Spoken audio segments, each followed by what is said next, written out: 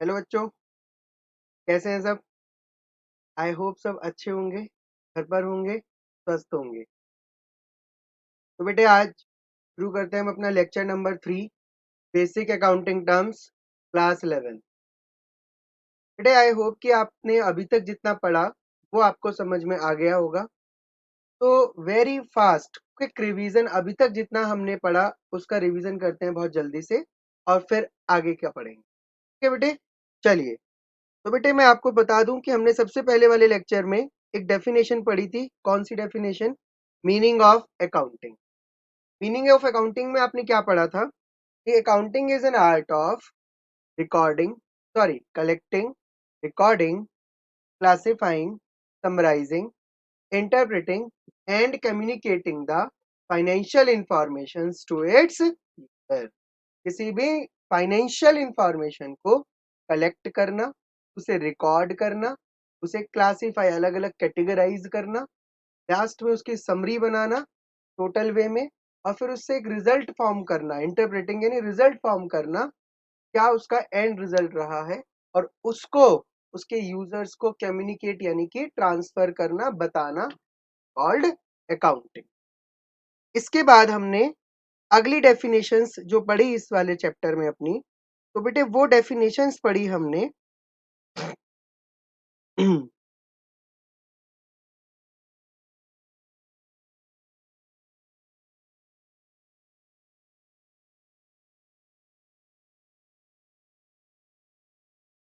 Yes, देखेंगे। तो second definition हमने पढ़ी थी बेटे, कौन सी? It's financial information. Financial information में हमने क्या पढ़ा था बेटे कि द टर्म बिजनेस ट्रांजैक्शंस या फिर financial informations are those transactions और इंफॉर्मेशंस which are, दो कंडीशंस थी हमारी, which are measurable in terms of money and which are related to our business। दो ट्रांजैक्शंस को हमने बिजनेस ट्रांजैक्शन कहा था। उसके बाद थर्ड इंफॉर्मेशन पे या थर्ड डेफिनेशन पे हम आए थे, users of accounting. Who are the users of accounting? तो जैसा कि हमें पता है कि कौन कौन यूज करता है, तो यूजर्स वो होते हैं जिनको हमारे अकाउंटिंग रिकॉर्ड्स की नीड्स होती है, तो उसको किसी ना किसी तरीके से यूज करते हैं। और यूजर्स कौन कौन थे बेटे हमारे? तो याद रहे हमारे यूजर्स कौन कौन थे। गवर्नमेंट हमारी यूजर थी, क्योंकि गवर्नमेंट टैक्स की वजह से हमारे अकाउंटिंग रिकॉर्ड्स चेक करती है। एम्प्लॉयज हमारे यूजर्स थे, है ना। मैनेजमेंट हमारा यूजर था। क्लियर है? बैंक, लेंडर्स, क्रेडिटर्स, ये सब हमारे यूजर थे। यूजर्स के बाद अगली डेफिनेशन जो हमने कल अगली लास्ट क्लास में लास्ट डेफिनेशन पढ़ी थी, दैट वाज एसेट्स, है ना। एसेट्स, एसेट्स के लिए भी दो कंडीशन सेटिस्फाई होनी चाहिए थी। कौन कौन सी दो कंडीशंस? तो एसेट्स के लिए हमें एक तो ऑनरशिप होनी जरूरी है, और दूसरा फ्यूचर बेनिफिट्स होने जरूरी। जिस चीज पे हमारी ऑनरशिप है वो हमारी है, और अगर हमें उससे फ्यूचर बेनिफिट भी मिल रहे हैं तो वो हमारी एसेट भी बन जाएगी। कई बार ऐसा होता है कुछ एसेट हमारी हैं पर शायद हमें, या कुछ चीजें हमारी हैं पर शायद हमें उनसे फ्यूचर बेनिफिट नहीं मिल रहा, तो एसेट नहीं है। या दूसरे वे में कह दें कि फ्यूचर बेनिफिट किसी से मिल रहा है पर हमारी ऑनरशिप नहीं है, हमने रेंट पे ले रखी है या कुछ इस तरीके से, तो वो हमारी एसेट नहीं है, वो उसकी एसेट होगी जिसको खरीदा हुआ। क्लियर है? लास्ट क्लास में हमने यहाँ तक पढ़ा था। चलिए अब आगे लिखेंगे।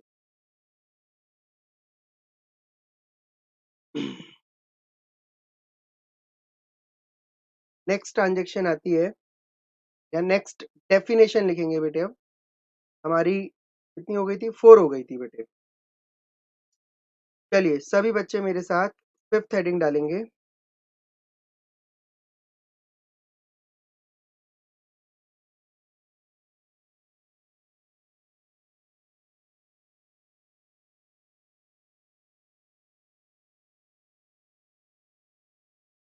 Non current assets.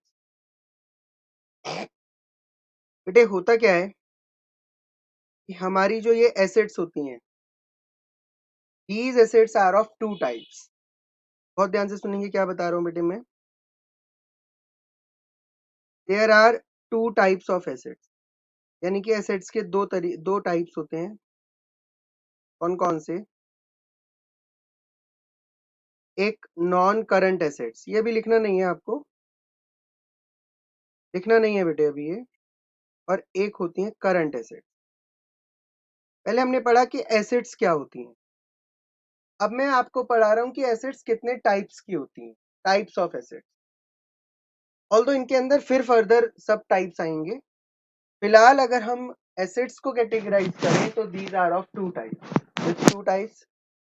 One is non current assets and another is current asset. अब ये नॉन करंट एसिड क्या होती है और करंट एसिड क्या होती है, हम ये पढ़ने वाले। क्लियर है? देखेंगे। सबसे पहले हम पढ़ रहे हैं non current asset. Which are non current asset. तो कैसे पढ़ेंगे इसको, क्या है इसका, पहले हम इसकी डेफिनेशन लिख लेते हैं और लिखने के बाद फिर मैं आपको इसको एक्सप्लेन करूँ। क्लियर है बेटे? तो चलिए मेरे साथ लिखना स्टार्ट करेंगे।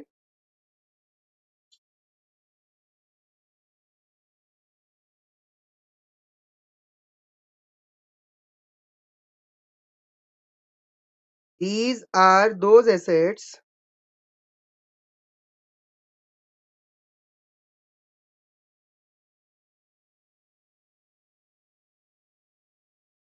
which gives us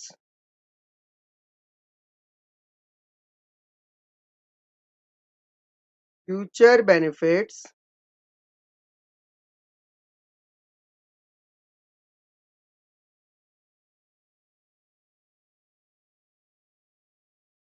for more than 1 year.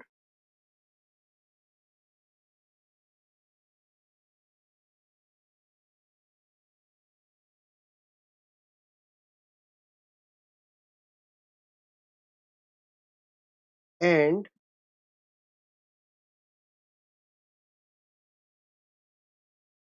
purchase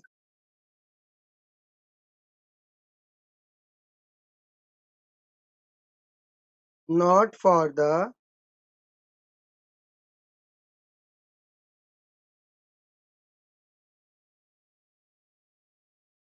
purpose of resale.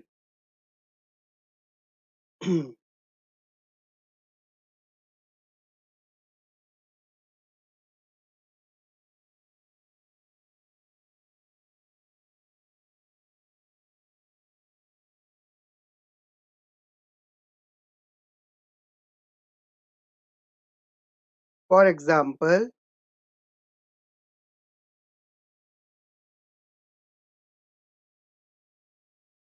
machinery, building,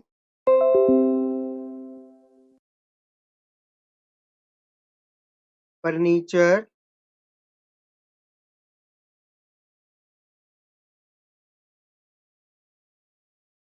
plant, land, etc. ठीक है? लिख लिया? चलिए समझेंगे बेटे इसको आप। देखिए ऐसा होता है, जब हम कोई एसेट खरीदते हैं सबसे पहले हमें ये समझ आ गया कि एसेट्स क्या है। अब हमने एसेट्स खरीद ली, खरीद के क्या करेंगे? तो हर एसेट को खरीदने का एक पर्पस होता है। क्या पर्पस होता है? पहला कि हम उस एसेट को फर्दर सेल करने के लिए खरीद रहे हैं। मानो मैंने एक बिल्डिंग खरीदी और उसे खरीदा ही बेचने के पर्पस से है। भाई मैं तो इसको बेच दूंगा जल्दी और इससे मैं प्रॉफिट अर्न करूंगा। और दूसरा पर्पस क्या होता है कि हमने उसे अपने पास रखा। बेचना हमारा पर्पस नहीं था, या तो हम उसे यूज कर रहे हैं या हम उसे रेंट पे दे रहे हैं या हमने उसकी वैल्यू बढ़ने के लिए उसे होल्ड किया हुआ है और हमने ये सोच लिया था कि 3 4 साल 5 साल तो इसे अपने पास ही रखेंगे, उसके बाद देखेंगे बेचना है या क्या करना है। यानी कि मेन जो अगर यहाँ पर हम वर्ड्स कहें तो मेरे साथ हाईलाइट करेंगे आप लोग। Purchase not for the purpose of resale, है ना? क्या मतलब है इसका? जिनको आपने परचेज किया है, इसलिए परचेज किया है, इसका पर्पस इसका पर्पस रीसेल करना नहीं है। यानी हम इसे बेचने के पर्पज से नहीं खरीद रहे, खुद यूज करने के पर्पज से खरीद रहे हैं, या रेंट पे देने के लिए खरीद रहे हैं, या वॉट एवर में भी कोई भी रीजन है, बेचना हमारा पर्पज। और दूसरी कंडीशन, हाँ बेटे, दूसरी कंडीशन जो कि ऑल्सो इम्पोर्टेंट है कि उसका जो बेनिफिट होना चाहिए वो मोर देन 12 मंथ्स होना चाहिए। उसका जो बेनिफिट होना चाहिए हमें, यानी जो हम होल्ड करें उसे 12 महीने से ज्यादा के लिए होल्ड। तो another there are two conditions. कौन कौन सी दो कंडीशंस हैं? पहली पहली कंडीशन, लाइफ उसकी हम जो रखेंगे मोर देन 12 मंथ्स, वो हमें 12 महीने से ज्यादा बेनिफिट दे। प्लस दूसरी कंडीशन, उसका पर्पस रीसेल नहीं होना चाहिए। रीसेल उसका पर्पस नहीं होना।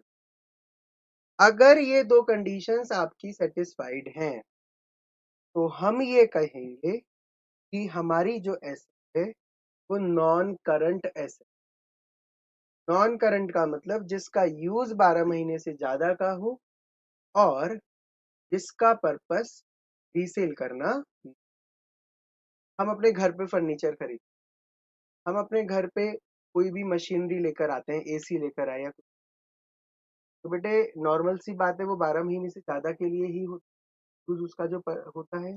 और दूसरी बात, वो हम रीसेल के लिए नहीं लाते। हमारे घर पे फ्रिज है, उसका पर्पस रीसेल नहीं करना है और 12 महीने से ज्यादा ही होगा और रीसेल पर्पस नहीं। तो इसलिए वो क्या हुई हमारी नॉन करंट। तो आई थिंक सबको समझ आ गया होगा। What are our non current assets? which are purchased not for the purpose of resale and which have future benefits, which gives us future benefits of more than 12 months। अब एक question arise होता है कि हमने कोई asset खरीदी, मानो मैंने एक फ्रिज खरीदा, पर्पस रीसेल नहीं था और ना ही हम उसको कोई एक तरह से ना तो बेचना चाहते हैं और हमारा यूज भी उसका 12 महीने से ज्यादा का। तो हमने कहा सर ये नॉन करंट एसेट। अच्छा पहले यहाँ पे एक चीज क्लियर कर दूं कि नॉन करंट और करंट का डिफरेंस समझ जाओ। करंट क्या होती है? जो 12 महीने से कम की है। नॉन करंट क्या होती है? जिसका यूज 12 महीने से ज्यादा का है। करंट जिसका यूज 12 महीने से कम का है। नॉन करंट का पर्पस रीसेल नहीं था, करंट का पर्पस कुछ भी हो सकता, whether it is for sale, whether it is for use, है ना, whether it is for hiring, यानी आप इसको रेंट पे देना चाहते हैं, वॉट एवर में भी, वहां पर्पस की रेस्ट्रिक्शन नहीं। तो मुझे एक बात बताओ, हमने एक फ्रिज खरीदा, उसका यूज 12 महीने से ज्यादा का था और उसका पर्पस रीसेल नहीं था, तो इट इज करंट और नॉन करंट? वेरी जल्दी जल्दी से बताएंगे। It is non current. But ऐसा हुआ 2 महीने बाद हमारा मन बदल गया, मूड बदल गया बेटे। हमने कहा हम तो इसे नहीं रखेंगे, ये फ्रिज बेचो और नया लेकर आएंगे, दूसरा लेकर आएंगे, इससे मन भर गया, या ये हमारे अकॉर्डिंग वर्क नहीं कर, हमारी जो रिक्वायरमेंट थी वो फिल नहीं कर रहा, तो भैया इसे निकालो, 2 महीने झेल लिया इसे बहुत, हम नहीं रखते, जल्दी से निकालो और अब नया लेकर आओ। Now tell me that fridge is current और नॉट? जल्दी से बताएंगे वो करंट है या non? Answer is it is non current. Sir non current? हाँ बेटे नॉन करंट। क्यों? सर आपने तो अभी बताया था कि 12 महीने से ज्यादा का यूज होना चाहिए और यूज तो 2 महीने हुआ है। ये मैंने ठीक बताया था, पर यूज कब देखना है, वो जब आपने उसको बाय किया तब क्या इंटेंशन थी, तब 12 महीने से ज्यादा थी या नहीं, ये मैटर कर। मैंने कोई चीज आज खरीदी, उसका मुझे यूज आज ही पता है कि मैं 12 महीने से ज्यादा करूंगा, चलती रहेगी चीज, जब तक चलेगी तब तक चलाऊंगा, वो नॉन करंट है। भले ही वो 1 महीने में खराब हो जाए और 1 महीने बाद मुझे रिप्लेस करनी पड़े, इससे मतलब नहीं। यानी कि यूज किया या नहीं किया इससे मतलब नहीं, जब आप बाय कर रहे हो तब क्या उसकी इंटेंशन है, वो मैटर। बोलो आ गया समझ? यानी कि उसको यूज कितना कर सकते हो, यूज का यहाँ से मतलब क्या है, फ्यूचर बेनिफिट्स का मतलब यहाँ पे क्या है, मैं आपको एक बार क्लियर कर दूं। तो फ्यूचर बेनिफिट्स का मतलब यानी यूज का मतलब है उसकी एस्टिमेटेड लाइफ, उसकी एस्टिमेटेड लाइफ कितनी है ना। आप कम ज्यादा कर रहे हो, that's a different issue. Clear है ना। अच्छा, मानो मेरी एक इलेक्ट्रॉनिक्स की शॉप है और मैंने एसी खरीदा। क्यों खरीदा? कि भैया कस्टमर्स को बेचना है, पहले दिन ही पता है मुझे कस्टमर्स को बेचना है। अब बताओ करंट है या नॉन करंट, जबकि उसकी लाइफ तो 12 महीने से ज्यादा है। करंट है या non current? It is current. तब कंफ्यूज कर रहे हो? नहीं, सुनो ध्यान से। अगर आपकी इंटेंशन यूसेज की है, एस्टिमेटेड लाइफ देखी जाए, आपकी इंटेंशन यूसेज की है ही नहीं, देन लाइफ डजंट मैटर कि आप यूज कर रहे हो कि नहीं कर रहे हो। मैंने आपको बोला ना, वहां लाइफ मैटर नहीं कर रही। आपका पर्पस ही क्या है? रीसेल है कुछ भी, और आप उसे नहीं रखोगे तो क्या बन गई वो? करंट है। आप एक बात बताओ, मैंने एक मेरी इलेक्ट्रॉनिक्स की शॉप है, मैंने 10 फ्रिज खरीद 10 फ्रिज मैंने बाय कर ली, जिनका पर्पस रीसेल है ना। क्या वो यूज हो सकते हैं 12 महीने से ज्यादा? Answer is yes. पर मेरा पर्पस क्या है? रीसेल है, यानी मैं उसे यूज करूंगा नहीं। जब मैं उसे यूज ही नहीं करूंगा तो वो मेरी कौन सी एसेट बनेगी? Current asset. कौन सी एसेट बनेगी? Current asset. और एक और बात क्लियर करेंगे यहाँ पर।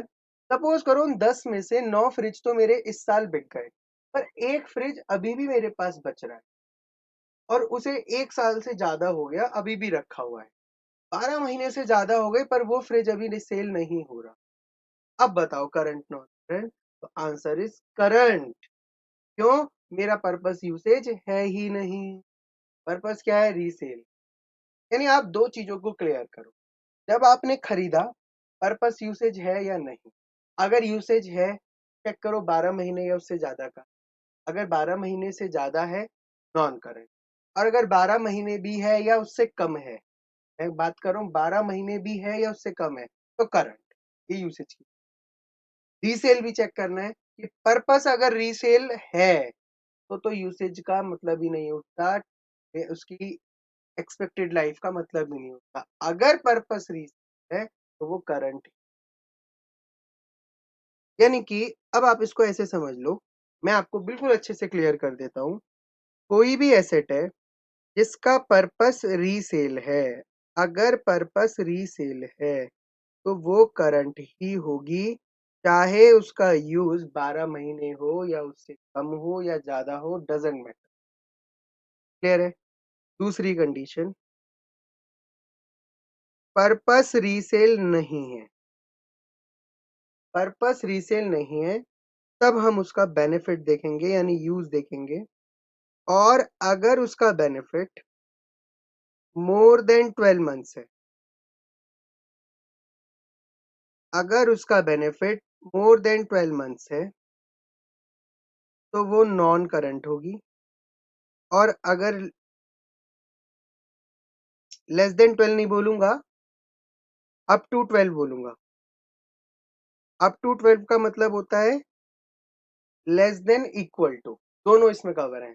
12 से कम भी कवर रहेगा और 12 भी कवर रहेगा, लेस देन इक्वल टू दोनों, then it will be current. Clear है। अगली चीज, आपसे एक क्वेश्चन पूछ। एक इलेक्ट्रॉनिक्स की शॉप है और उनके यहाँ एसी, स्टेबलाइजर्स, फ्रिज, एलईडी वगैरह सेल होते हैं। बेटे बहुत ध्यान से बताना,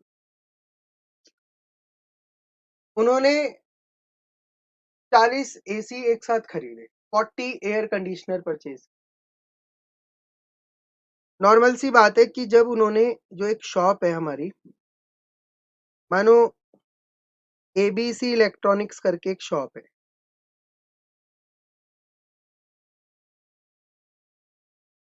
और इनका जो डीलिंग करते हैं ये fridge, AC, LED, washing machine etcetera, इसमें डील करते, इनकी शॉप है बेटे। इन्होंने क्या किया, 40 एयर कंडीशनर परचेज किए, 40 एसी खरीदे जिनका पर्पस रीसेल था। अब मैंने आपको बताया कि बेटे अगर पर्पस रीसेल है, अभी मैंने आपको क्लियर किया बेटे अगर पर्पस रीसेल है तो ये बात क्लियर हो जाएगी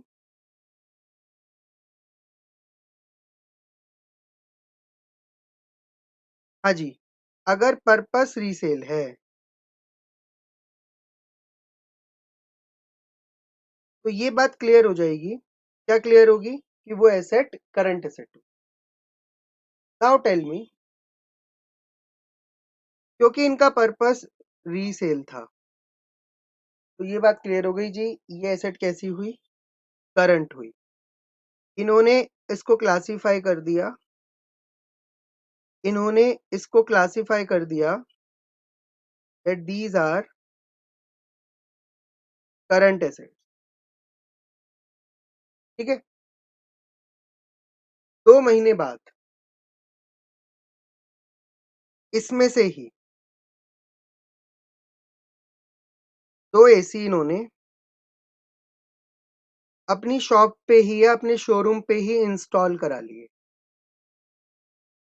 यानी कि इसमें से 2 एसी उठाए और अपनी ही दुकान पे लगवा दिए जहां ये इसको बेचते हैं। हो सकता है कि नहीं?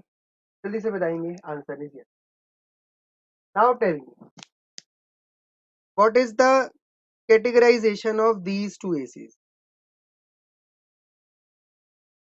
जिस टाइम ये खरीदे थे करंट थे, क्योंकि वहां पर्पस यूज था ही नहीं, रीसेल पर्पस।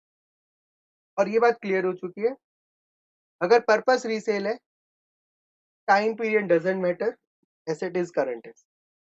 पर अगर पर्पस रीसेल नहीं है, कुछ और है, तो टाइम पीरियड मैटर करता है, 12 महीने से कम या 12 महीने और या फिर उससे ज्यादा। अगर 12 या 12 से कम है तो करंट है, उससे ज्यादा है तो नॉन करंट। मैं एग्जाम्पल क्या लिया है आपने समझा? जिस टाइम खरीदा था उस टाइम पर्पस रीसेल था, क्योंकि रीसेल पर्पस था तो ये नॉन कर हाँ ये करंट हो गई। 2 महीने बाद हमारा पर्पस बदल गया। Now what is my new purpose? That is usage. मैं इसको अब मैं इसको अब अगर मैं आपसे बात करूं तो अपनी शॉप पे ही यूज करने वाला हूँ, अपने शोरूम में यूज करने वाला हूं। आप मुझे बताएंगे ये एसेट हमारी अभी भी करंट ही रहेगी या इसकी कैटेगरी अब बदल जाए? सोच के बताएंगे, जल्दी जल्दी सोचेंगे इसका आंसर। चलिए मैं बताता हूँ आपको।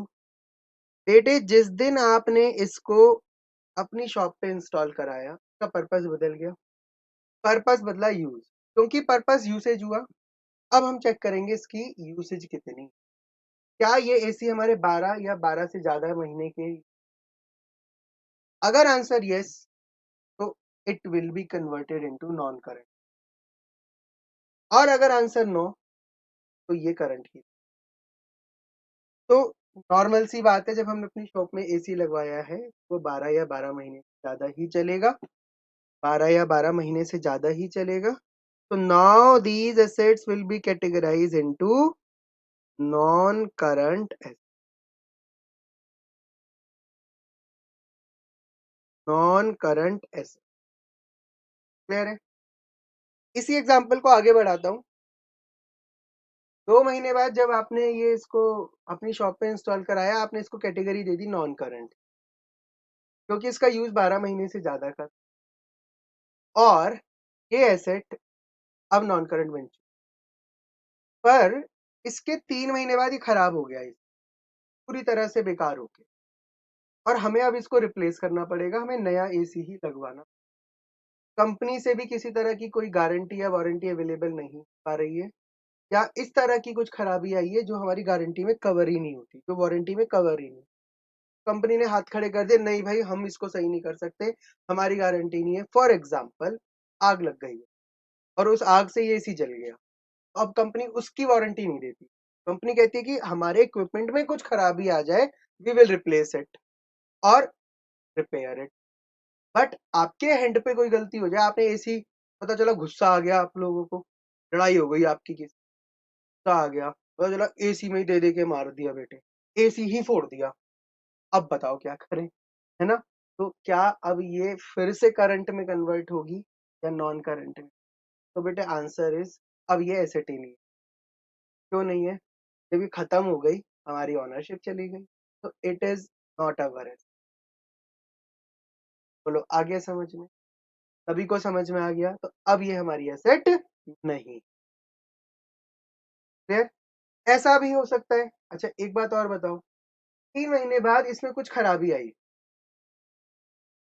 और वो खराबी एक ऐसी थी कि उसको हम सही करा सकते, तो हमने उसे सही कराया, रिपेयर कराया। पर अब हमारा इस एसी से मन भर गया, भाई हम यूज नहीं कर रहे, तो हम तो नया ही लगवाएंगे। और इसका क्या करेंगे? तो इसे बेच देंगे। मतलब हम अपने यहाँ एक पुराने गुड्स का भी स्टॉक रखते हैं कि अगर किसी को पुराना एसी खरीदना हो तो वो भी हमसे खरीद सकते, और हमने उस वाले स्टॉक में उस एसी को डाल। एग्जाम्पल आ रहा है समझ में? मैं एक ही एग्जाम्पल से सारी चीजें क्लियर कर रहा हूँ। सबसे पहले एसी खरीदे थे तो वो करंट एसेट थे, क्योंकि पर्पस रीसेल। समझ आ रहा है? 2 महीने बाद, आफ्टर 2 मंथ्स, उसमें से 2 एसी अपनी शॉप में इंस्टॉल कराए, नॉन करंट बन गए, यूसेज। इसके 3 महीने बाद, दो सिचुएशन है, एसी डिस्ट्रॉय हो गए।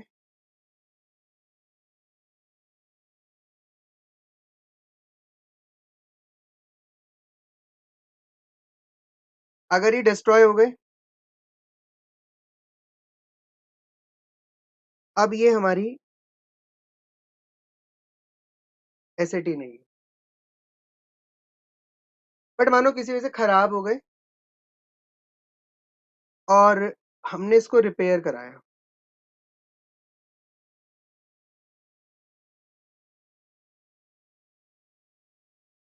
हमने इसको रिपेयर कराया, और रिपेयर कराने के बाद अब हम उसको रीसेल करना चाहते, यूज नहीं करना चाहते। अगर तो आप रिपेयर के बाद यूज करोगे, ये भी समझ लो, अगर तो आप रिपेयर के बाद यूज करोगे तो कोई क्वेश्चन ही अराइज नहीं होता करंट नॉन करंट का। रिपेयर कराया और उसके बाद आप यूज करना चाहते हो तो ये नॉन करंट रहेगा। पर रिपेयर के बाद आप उसको रीसेल करना चाहते हो, again it is converted in current asset, क्योंकि यूज बदल गया। आई थिंक अब इस एग्जांपल से आपका करंट और नॉन करंट बहुत अच्छे से क्लियर, सबको आ गया समझ में? चलिए मेरे साथ करंट एसेट्स की डेफिनेशन लिखेंगे। नॉन करंट मैंने आपको लिखवा दी है बेटे, ठीक है? नॉन करंट में कुछ भी नोटिंग करनी है आप कर सकते हैं, देख सकते हैं। नॉन करंट में कुछ भी नोटिंग करनी है आप नोटिंग कर सकते हैं। ये मैंने आपको एग्जांपल समझाया था बेसिकली।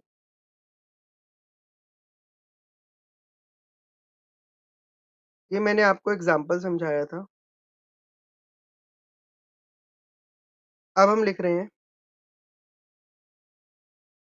Sixth definition. सिक्स्थ आएगी ना बेटे? और सिक्स्थ डेफिनेशन है हमारी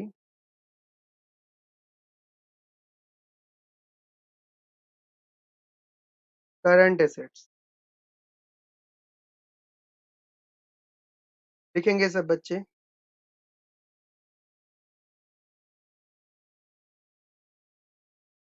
These are those assets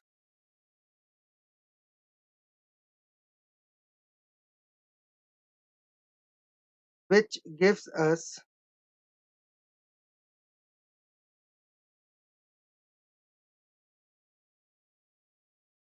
future benefits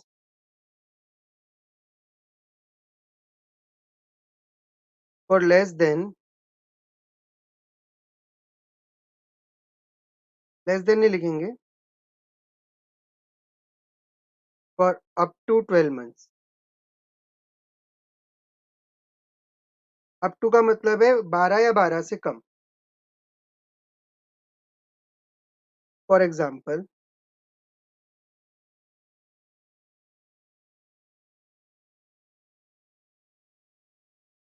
cash in hand,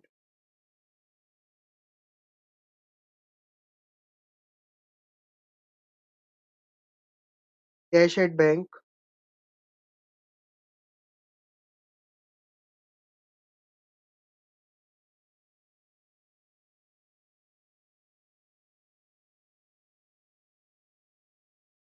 stock bracket में लिखेंगे inventory, INVENTORY, inventory,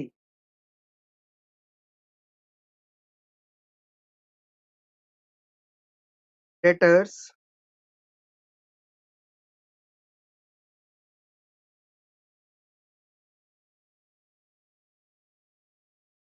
bills receivable, इसको हम शॉर्ट में BR बोलते हैं, etcetera.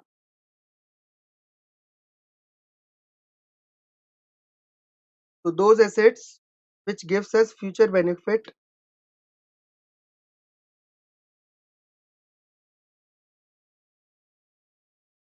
for up to 12 months। यहाँ पर मैंने कुछ एग्जांपल लिखवाए हैं, cash in hand, cash at bank, है ना, stock inventory, debtors, BR, etcetera. क्या है बेटे? तो मैं आपको क्लियर कर दूं कि कैश इन हैंड क्या होता है। हमारी जेब में जो पैसा है, हमारे वॉलेट में जो पैसा है हमारे, अब आप कहोगे सर उसका यूज तो हम 12 महीने से ज्यादा भी कर सकते हैं, हमारी मर्जी है। तो बेटे ऐसे तो कोई भी एसेट होगी उसका यूज 12 महीने से ज्यादा हो जाएगा, कोई भी एसेट उठा के रख दो उसे। मैंने मानो कि आज कोई एक ऐसी चीज खरीदी जो इंस्टेंटली यूज हो जाती है, मैंने एक चिप्स का पैकेट खरीदा, इंस्टेंटली यूज हो जाता है, पर मैं उठा के रख दूं, 12 महीने से ज्यादा हो जाएगा। 12 महीने बाद अगर उसकी एक्सपायरी नहीं हुई है, अगर उसका टाइम पीरियड है तो ऐसे तो बेटे कोई भी एसेट करंट होगी ही नहीं। हमें ये चेक करना है कि क्या हम उसको इंस्टेंटली यूज कर पा रहे हैं कि नहीं, और उसका यूसेज फिर खत्म हो जाएगा। मेरे पास आज 2 लाख रुपए है, मैं चाहूं तो आज ही खर्च कर दूं और उसका यूज खत्म हो जाएगा, फिर दोबारा यूज नहीं होगा जो खर्च होगा। बिल्डिंग है, मैं आज से यूज करना शुरू करूंगा, कभी तक भी करता रहूंगा, वो कभी खत्म नहीं होगा। फर्नीचर है, AC है, मशीनरी है, ये चलते ही रहेंगे, ये नहीं कि एक बार यूज के बाद खत्म हो गए। कैश इन हैंड आज यूज हो गया, खत्म।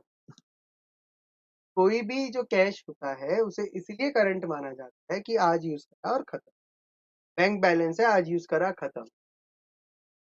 चाहो बैंक बैलेंस रख लो अपने पास, कई सालों तक का रखा रहेगा, वो नहीं देख। आप यूज कर रहे हो या नहीं इससे मतलब नहीं है, मेन चीज है आप यूज कर सकते हो या नहीं। अगर आपको मैं एक एग्जांपल बताऊं, बैंक में एक FD होती है। क्या होती है? FD, FD फिक्स डिपॉजिट, एक पर्टिकुलर टाइम पीरियड के लिए होती है। फॉर एग्जाम्पल 1 महीना, 2 महीना, 3 महीना, 5 महीना, 6 महीना, 1 साल, 2 साल, 5 साल, इस तरह से एक लमसम अमाउंट। फॉर एग्जाम्पल मैंने 50,000 रुपए बैंक में डिपॉजिट करा दिए और उसकी FD करा दी। FD का मतलब होता है फिक्स करा दी मैंने, अब मैं उसे यूज नहीं कर सकता। कब तक? जब तक मैंने उसे वो जो टाइम पीरियड उन्हें बताया है तब तक। मानो वो टाइम पीरियड 12 महीने से कम का है तो ये FD करंट रहेगी। पर अगर मैंने FD 2 साल 5 साल की करा दी, जैसे घर में जब कोई गर्ल बॉर्न होती है, एक तरह से कोई लड़की आती है, पैदा होती है, तो उसके लिए उसके माँ बाप एक लमसम अमाउंट बैंक में रख के छोड़ देते हैं, फिक्स कर। क्यों? कल को जब उसकी एक पर्टिकुलर एज होने के बाद शादी हो, तो वो एक अमाउंट हमारे लिए यूज हो और वो एक बड़ी अमाउंट बनी, इंटरेस्ट ऐड हो, उसे हम बोलेंगे फिक्स डिपॉजिट। कैसी? Non current. यानी अगर FD 1 साल से ज्यादा की है तो नॉन करंट है, और 1 साल से कम की है तो ये भी करंट है। बेटा आता है समझ में? तो कैश इन हैंड और कैश एट बैंक इस वजह से करंट माना जाता है क्योंकि इसका यूज हम इंस्टेंटली कर सकते हैं। और कैश एट बैंक अगर एफडी फॉर्मेट में है, एफडी फॉर्म में है, और वो एफडी अगर 12 महीने से ज्यादा है तो उसे नॉन करंट कहा जाएगा। क्लियर है? अगला टर्म है इसमें example stock. What is stock? जिसे मैंने इन्वेंट्री बोला है। तो अभी आपने देखा था कि हमने एक एग्जांपल लिया था कि एबीसी इलेक्ट्रॉनिक्स था जिनके यहाँ पर एसी, फ्रिज ये सब मिलता था। तो आपने देखा जब आप किसी के गोडाउन में जाते हो, किसी की शॉप में जाते हो, तो उसकी गोडाउन में जितना सामान रखा हुआ है ना, वो सब उसका स्टॉक कहलाता है, इन्वेंट्री, जो उसकी शॉप में उस टाइम है। और क्योंकि उसका पर्पस रीसेल होता है तो वो कौन सी एसेट हो गई? Current asset. मैं एक एग्जांपल बताता हूँ आपको, सभी को पता होगा, आपने एक इलेक्ट्रॉनिक्स वाले का नाम सुना होगा, है ना? याद करेंगे, मैं लिख रहा हूँ स्क्रीन पे, सब बच्चे याद करेंगे इसे। शायद सबने इसका नाम सुना होगा। क्या नाम है? गड़ा इलेक्ट्रॉन। सुना है सभी ने? हाँ सर सुना है। कहाँ सुना है? तारक मेहता का उल्टा चश्मा। तो आपको याद होगा कि तारक मेहता का उल्टा चश्मा में गड़ा इलेक्ट्रॉनिक्स, इसके ऑनर कौन है? जल्दी से। जेठालाल, है ना? यस और नो? Yes sir. जेठालाल क्या काम करते हैं? उनकी एक इलेक्ट्रॉनिक्स की शॉप है जहाँ अलग अलग तरीके के, वैरायटी के, जिनके आपने नाम भी नहीं सुने होते, वो टीवी वगैरह मिलते हैं। टोनी टीवी, है ना? तो वो एक ब्रांड को अलग नाम से देते हैं वहाँ पे। तो वहाँ आपने देखा होगा कि एक तो उसकी शॉप है जहाँ वो सारे प्रोडक्ट बेचते हैं, और एक उसका गोडाउन भी दिखाया जाता है उस सीरियल, है ना? उसके गोडाउन में जितना सामान रखा है और उसकी शॉप में जितना रखा है वो सब उसका क्या है? स्टॉक है। क्या है सब उसका? वो स्टॉक है। बेटा आ गया समझ? आई थिंक सबको समझ आ क्लियर है या ये नहीं? करंट एसेट में मैंने आपको अभी तीन ही टर्म समझाई हैं, cash in hand, cash at bank और स्टॉक या इन्वेंटरी।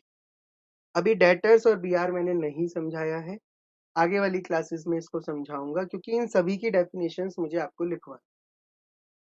आज की क्लास में मैंने आपको सिर्फ दो डेफिनेशन क्लियर करी हैं, नॉन करंट एसेट्स और current assets. Non current assets those assets, कौन सी बेटे? जिनका यूज 12 महीने से ज्यादा होता है और जिनका purpose resale. Current assets are those assets जिनका पर्पस रीसेल हो भी सकता है और नहीं भी, ऐसा जरूरी नहीं है।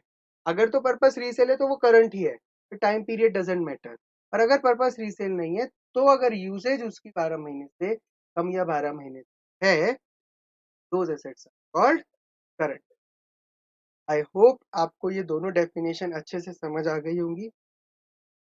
फिर भी अगर किसी को डाउट है तो हमारी जो नीचे व्हाट्सएप हेल्पलाइन नंबर आ रहा है, इस पे आप अपना डाउट हमें पूछ सकते हैं। एक और बात बेटे, इस लेक्चर के बाद के आगे के सभी लेक्चर अब ऐप के थ्रू प्रोवाइड कराएंगे। तो जिन बच्चों ने अभी तक हमारी ऐप को डाउनलोड नहीं किया है, ऐप डाउनलोड करें। ऐप का लिंक हमारी इस वीडियो के, इस लेक्चर के डिस्क्रिप्शन में दिया गया है। और हमारे जो व्हाट्सएप हेल्पलाइन है उस पे अपना नाम, अपना नेम, स्कूल, है ना, नेम, स्कूल और क्लास 11th लिख कर भेजे, तो दैट हम आपको उस पर व्हाट्सएप पे ही एक बैच कोड प्रोवाइड करेंगे। आप जब ऐप डाउनलोड कर लोगे, डाउनलोड करने के बाद एज अ स्टूडेंट उसको जब आप लॉग इन करोगे, डिटेल्स फिल करने के बाद आपसे बैच कोड वहां पे मांगा जाएगा। वो बैच कोड आप उस, जो हम आपको भेजेंगे, उस ऐप में फिल करोगे, देन आपकी रिक्वेस्ट हमारे पास और हम आपको उस बैच में ऐड। तो जिन बच्चों ने अभी तक वहां आप खुद को ऐड नहीं कराया है, आगे के लेक्चर्स देखने के लिए आप प्लीज उसको जल्दी से डाउनलोड करें और उसमें, ठीक है? कोई भी प्रॉब्लम है हमारी हेल्पलाइन नंबर पे आप किसी तरह की क्वेरी रिगार्डिंग एनी इशू आप उस पर पूछ सकते हैं। आज की क्लास को यहीं साइन ऑफ कर, thank you very much, bye bye.